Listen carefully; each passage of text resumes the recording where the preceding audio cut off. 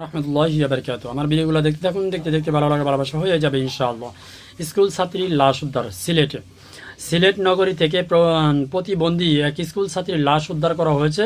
শনিবার সকালে নিজ বসত ঘর থেকে রেশমা বেগম নামে 14 বছর নামের শারীরিক প্রতিবন্ধী ও স্কুল ছাত্রীর ঝুলন্ত লাশ উদ্ধার করা হয়। রেশমা নগরীর কানিসাই এলাকার তাসা 66 আলিম মিয়ার কলোনির বাসিন্দা ওয়ারিস মিয়ার মেয়ে। পুলিশ জানায় রেশমার মরদেহ ঘরের ফ্যানের সাথে ঝুলন্ত দেখতে পেয়ে পরিবারের লোকজন পুলিশকে খবর দেয়। খবর পেয়ে পুলিশ এসে লাশ উদ্ধার করে ময়নাতদন্তের জন্য উসমানী মেডিকেল কলেজ মর্গে প্রেরণ করেন। কোতলিয়া থানার ওসি মোহাম্মদ জিয়াউল হক জানান, মেয়েটি শারীরিক ও প্রতিবন্ধী ছিল। সে স্থানীয় একটি স্কুল 3য় শ্রেণীর পড়তো।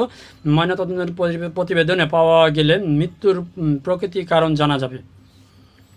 সিলেটে আজকে এই নিয়ে 3টা ঘটনা গতকালকে ঘটে গেছে।